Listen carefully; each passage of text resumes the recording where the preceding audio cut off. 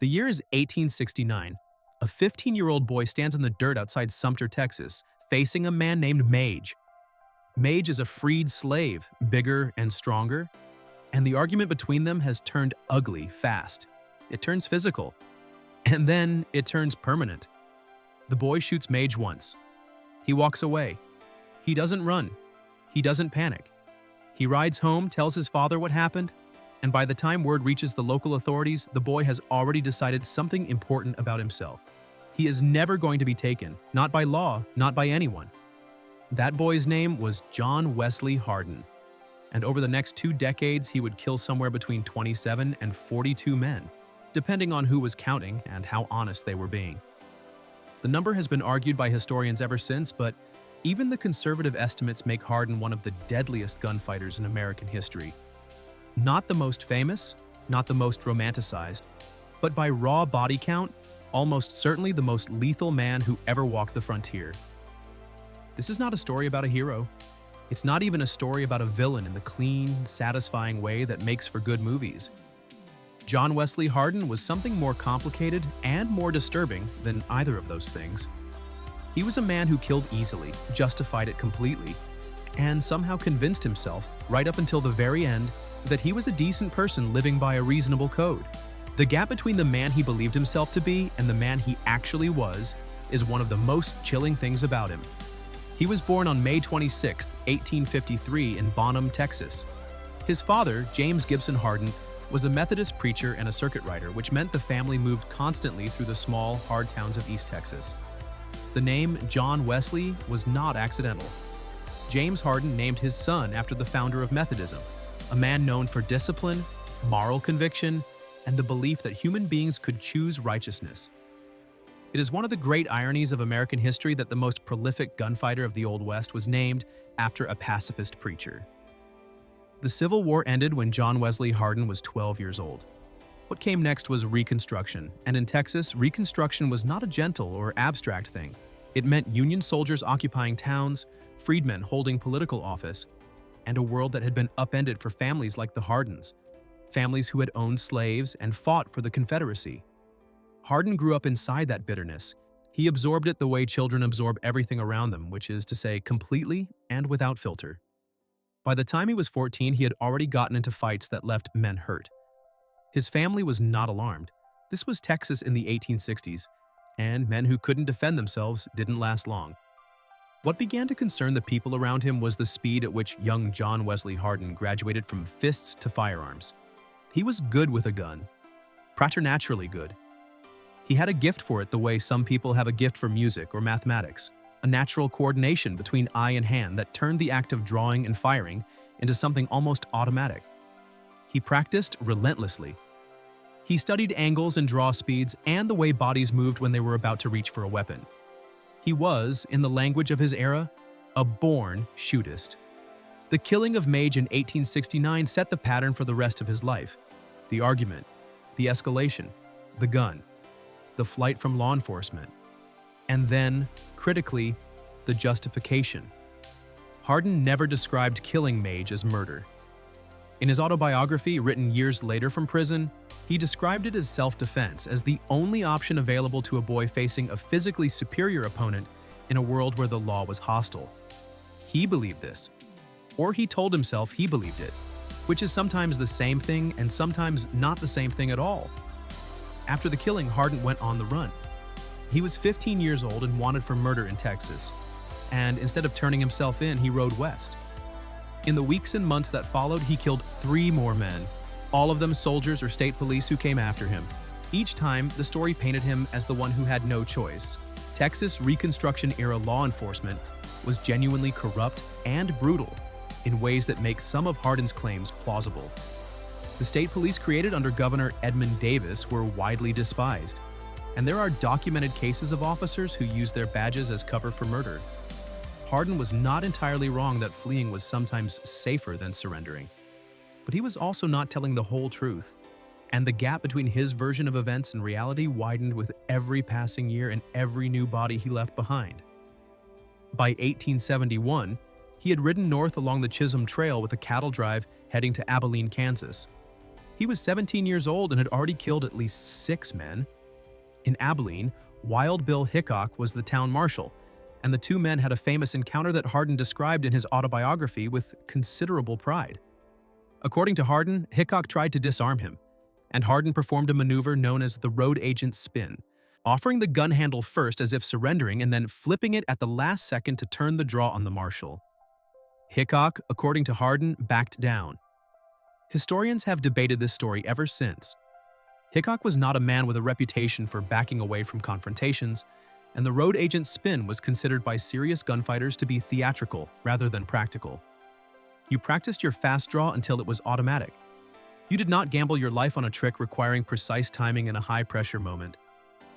The truth of what happened between Hardin and Hickok is probably somewhere between Hardin's self-serving account and pure invention. What is documented is that Hardin killed a man named Charles Cougar in Abilene during that period, and also killed a man in the next room of a hotel because the man's snoring was keeping him awake. He fired through the wall, then he climbed out the window and rode out of Abilene before anyone could respond. The hotel snoring story is the one that tells you everything you need to know about John Wesley Hardin. It wasn't self-defense. It wasn't a duel. It wasn't a dispute that escalated. A man was making noise that annoyed him, and Hardin shot him through a wall and left. The casualness of it, the complete absence of hesitation or remorse, is what separates Hardin from the romantic mythology of the Western gunfighter and places him in a more disturbing category entirely. He returned to Texas in 1872. The killing continued. He shot men over card games, shot lawmen who tried to arrest him, and shot civilians who got in his way. He shot a man named James Bradley who came after him with a shotgun near Gonzales. He shot a man named Sonny Todd in a dispute that witnesses couldn't agree on the precise cause of, which was a common condition among disputes involving Hardin. The justifications kept coming because he kept needing them, and he was creative enough to always have one ready. The weapons he carried during this period shaped everything about how his gunfights actually worked. Hardin was known to carry multiple revolvers, most commonly the Colt Single Action Army, introduced in 1873 and quickly the dominant sidearm of the American West. The Colt SAA fired a .45 caliber centerfire cartridge and held 6 rounds. Reloading required ejecting each spent case individually and inserting new cartridges one at a time through the loading gate on the right side of the frame. In a serious gunfight, you had exactly 6 shots before you needed time you probably didn't have. Hardin understood this completely and built his approach around it.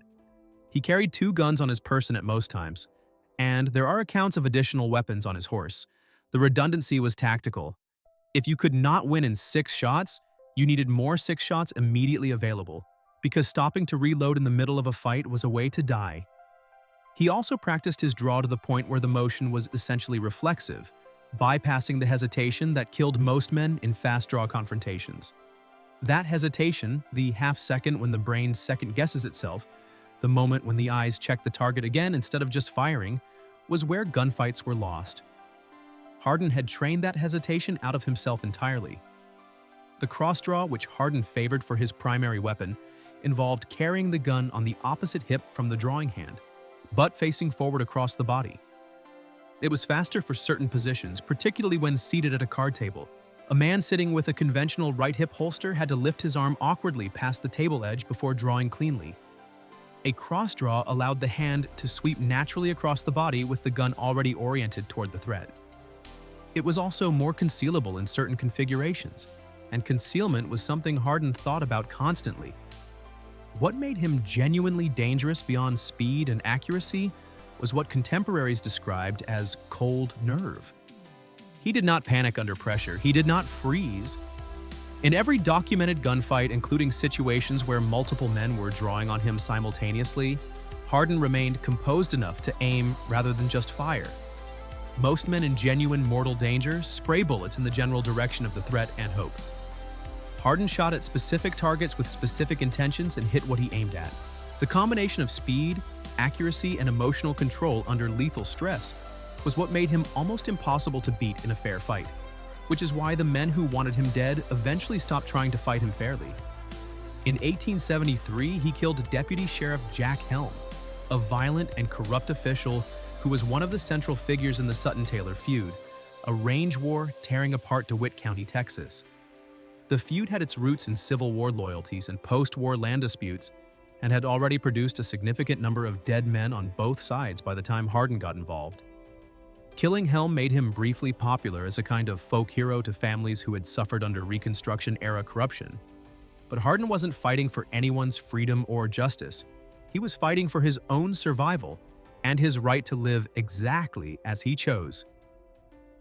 In 1874, he killed Brown County Deputy Sheriff Charles Webb at a saloon in Comanche, Texas, on his 21st birthday.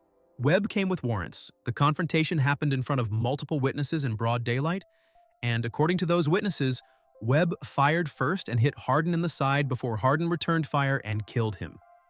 By the brutal standards of Western gunfighting, this was as close to a legitimate duel as most of Hardin's killings ever came.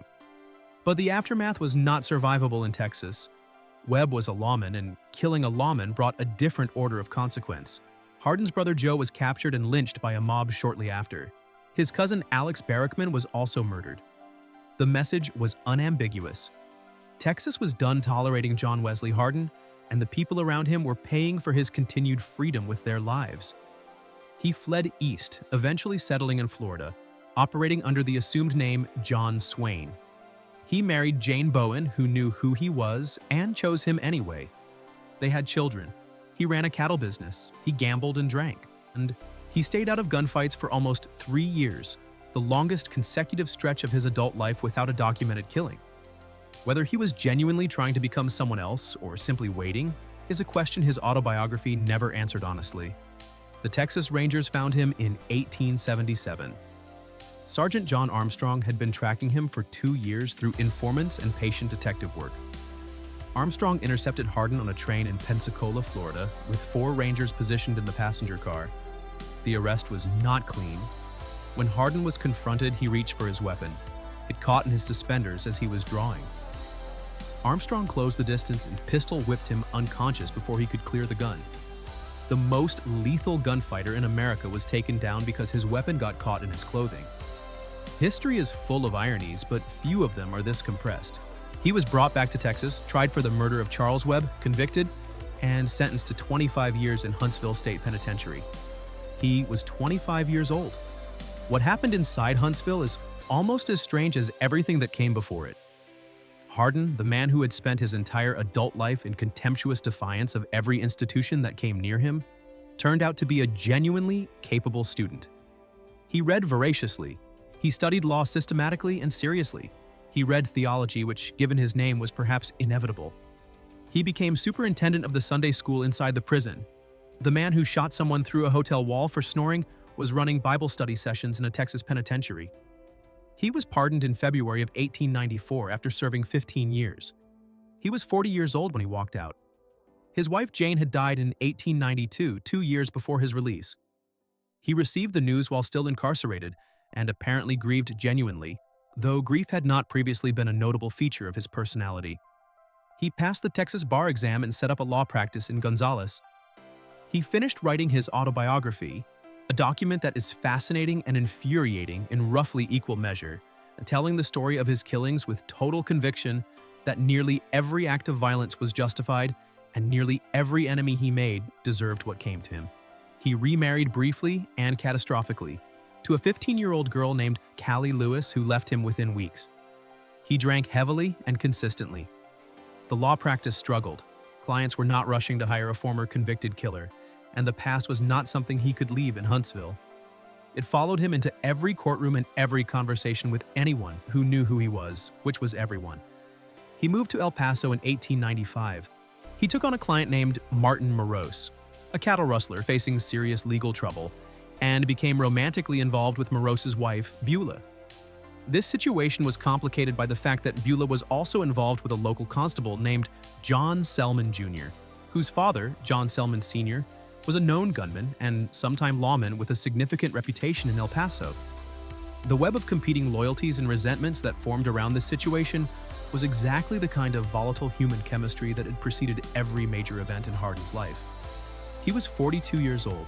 He had been drinking heavily for years. The sharpness that had kept him alive through dozens of gunfights had softened in ways he probably didn't fully acknowledge. On August 19, 1895, Hardin was at the Acme Saloon in El Paso, rolling dice with a grain dealer named Henry Brown. He had his back to the entrance, which was unusual for a man with his history. It was either confidence bred by too many years feeling untouchable, or carelessness bred by too much whiskey. Possibly both. John Selman Sr. walked in through the door behind him. Hardin never turned around. Selman shot him once in the back of the head. He was dead before he finished falling. Selman claimed afterward that Hardin had spotted him in the mirror above the bar and was reaching for his weapon when Selman fired. Several witnesses disputed this. The more likely truth, supported by the wound location and witness testimony, is that Selman shot without warning and constructed the self-defense justification afterward. It was a method Hardin had used repeatedly and effectively across a lifetime of killings. The universe returning it to him at the end carries a grim and particular symmetry. Selman was tried for murder and the jury deadlocked. Before a retrial could be arranged, Selman was killed in a separate gunfight. El Paso in 1895 and 1896 was simply that kind of place. The debate over Hardin's exact death toll has never been settled, and probably never will be. His autobiography claimed more than 40 kills. Court records and documented witness testimony can verify between 20 and 27. The real number sits above the verified count, because significant portions of his killing career happened in places where record-keeping was minimal, and witnesses were reluctant or already dead. What is not disputed is the technical reality of what made him effective for so long. At typical gunfight distances of 10 to 20 feet, a .45 long Colt cartridge delivered approximately 350 to 400 foot-pounds of energy on impact. At those distances, and with those energy levels, accurate shots to center mass were immediately incapacitating in most cases. The ballistics were not exotic or supernatural. What was extraordinary was putting those shots on target faster than the other man could put his shots on target. Fractions of a second separated the living from the dead. The difference between a man who had practiced drawing 500 times a day for years and a man who was simply willing to fight is measured in fractions of a second, and fractions of a second are measured in bodies. Hardin had also thought carefully about the relationship between distance and timing in a way that most of his contemporaries had not. Most gunfighters of the era defaulted to drawing and firing from the hip at close range, trading some accuracy for the speed gained by not bringing the gun up to eye level. Hardin practiced both techniques and adapted to the specific distance of each confrontation he found himself in. At arm's length, hip level was fast enough and accurate enough. At 15 or 20 feet, a raised sight picture gave a meaningful accuracy advantage that justified the additional draw time. He had worked this out through practice and applied it through pattern recognition, reading the dynamics of a developing situation and adjusting his approach before the first shot was fired. This is the thing that separated him from men who were merely willing to shoot people. Willingness was not rare in 1870s Texas.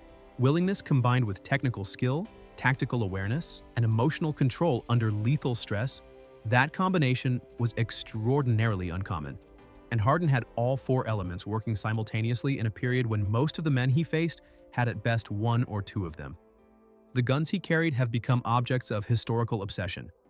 Several revolvers with documented provenance connecting them to Hardin have passed through major auction houses, fetching prices that would have been incomprehensible to a man who died penniless in a barroom. They sit in museum cases while visitors walk past and look at them and try to understand what it meant to carry them. To be the man whose entire identity was organized around the willingness and the ability to kill people faster than they could kill him. He was buried in El Paso's Concordia Cemetery. The grave became a tourist destination almost immediately. The original headstone was eventually replaced because visitors had chipped it apart piece by piece, taking fragments as souvenirs of a man they had never met and of violence they had never experienced. There is something very American about that. The question of what to make of John Wesley Hardin is genuinely difficult. He was a product of post-Civil War Texas, a frontier context where violence was endemic and law enforcement was inconsistent at best and murderous at worst. Some of the men he killed were genuinely dangerous people who came to hurt him first. Some were innocent people who made the mistake of inconveniencing him at the wrong moment. He was not a hero.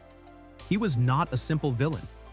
He was a man who was extraordinary at a specific lethal skill. who grew up in a context that rewarded that skill, and who spent his entire life constructing narratives that justified everything he did. He had a wife he loved and grieved for genuinely. He had children he cared about and wrote letters to from prison. He was reportedly funny in conversation with a dry and sometimes dark humor. He was intelligent, well-read, and took theology and law seriously as disciplines worthy of real study. And he could shoot a man through a hotel room wall because the snoring was keeping him awake and feel nothing about it the next morning. That is the true legacy of John Wesley Hardin. Not the speed of his draw or the accuracy of his aim or the specific number of men he put in the ground. The legacy is the reminder that the capacity for extreme violence and the appearance of ordinary humanity are not opposites. They can coexist in the same person simultaneously and without resolution indefinitely until something stops them. In Hardin's case, what stopped them was a bullet he never saw coming, fired by a man who had learned from watching him that the only way to beat John Wesley Hardin was to not give him the chance to be John Wesley Hardin. He was 42 years old. The dice were still on the bar, the guns are in museums now. The grave is in Concordia Cemetery behind a headstone that is not the original because the original was taken apart by people who wanted a piece of the story. The autobiography is still in print, still making the case in Hardin's own carefully chosen words that he was a reasonable man, pushed to unreasonable things by a world that gave him no other choice. Readers can decide for themselves whether they believe him. The bodies have been in the ground for over 100 years and are not available for comment.